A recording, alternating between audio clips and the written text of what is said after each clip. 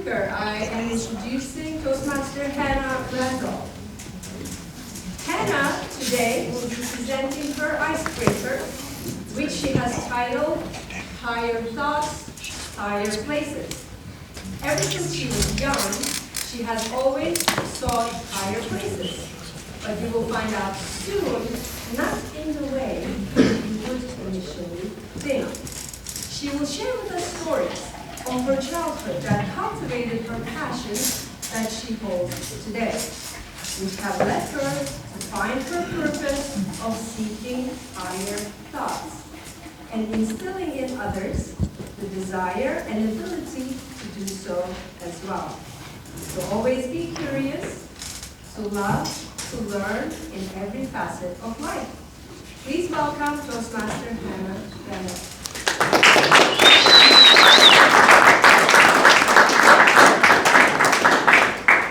Good morning, Toastmasters. Good morning. A few years ago, I was in North Carolina at a place called Pilot Mountain. There was rolling hills, and it was late spring, so there were many dogwoods sprinkled across the soft pinks and the green. It was absolutely stunning. And while I was there, I was not viewing this beautiful view as you would think, as a regular person would. Not from the safety of a hiking trail, but actually hanging off the face of a 100-foot trunk. When I was there, I was holding on to my dear life as I was clipping on the second to last route or clip. And I was absolutely exhausted. My muscles were screaming. I was holding on for dear life because I knew my last clip was 20 feet below me. So if I missed this clip, I would be taking a wicked fall. I strained and strained and pulled with all of my might, but I could feel my hands slipping off the rock.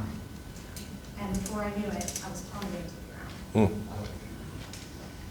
Ever since I was a kid, I always sought higher thoughts and higher places. As you can assume from what I mentioned before, it's actually quite literally where I see higher places. I've been a rock climber now for 6 years, and my mom will tell you that I've been a climber since I was walking, essentially. Whether it was trees, poles, walls, people, I didn't discriminate.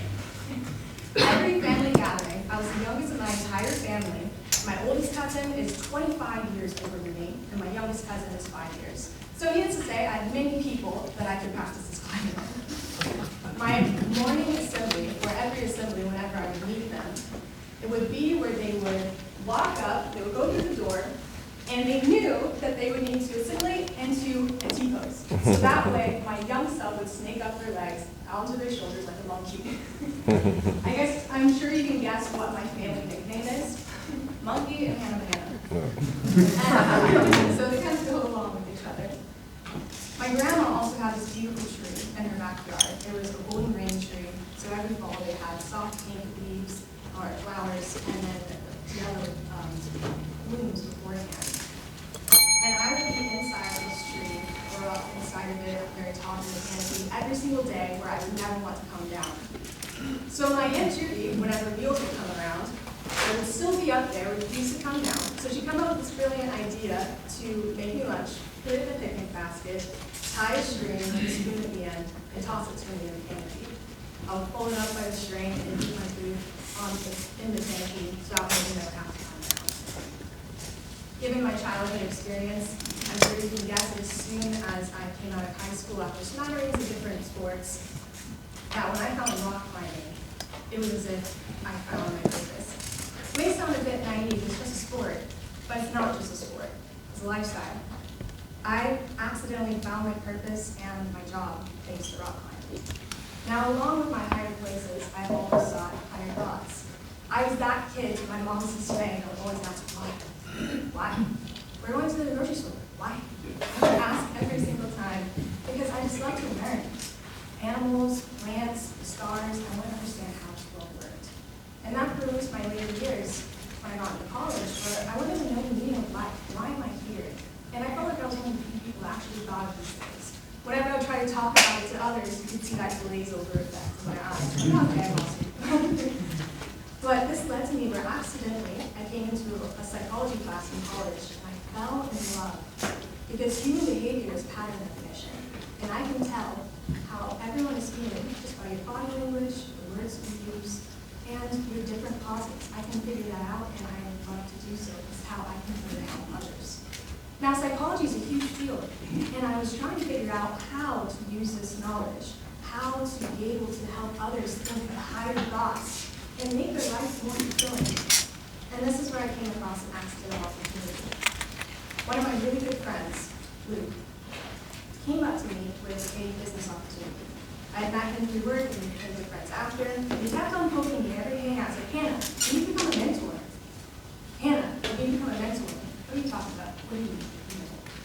And he told me about this idea of how children nowadays are never given the opportunity to have higher success. Most kids will never have a mentor to tell them how to have proper social skills, how to handle their finances, their time. If they don't have a mentor at home or a family to be able to do it for them, they end up going through life having this invisible ceiling above their head and not realizing that they can break it and go higher. Luke has a background in being an entrepreneur for over 9 years and has been teaching children for 20 plus years. And I was very intimidated with the thought of teaching children. I'm the youngest in my entire family. I was never around children. So it was, to needless to say, I was completely novice. So before I knew it, I hopped on this idea. We built our nonprofit, the Roundtable, where we, every single week for an hour each class, we teach children skills that we see in top-level performers, CEOs, entrepreneurs, leaders, because every kid deserves to have that opportunity no matter what their background is. And thanks to that, I now can instill my fulfilled desire to be able to teach, to always be able to think of higher thoughts and see my kids light up whenever they have those aha moments in my class. And when I hear at home that one of my children, Mikhail, he was always very shy when he first came into my class. He didn't know how to speak properly, he didn't know how to communicate his feelings.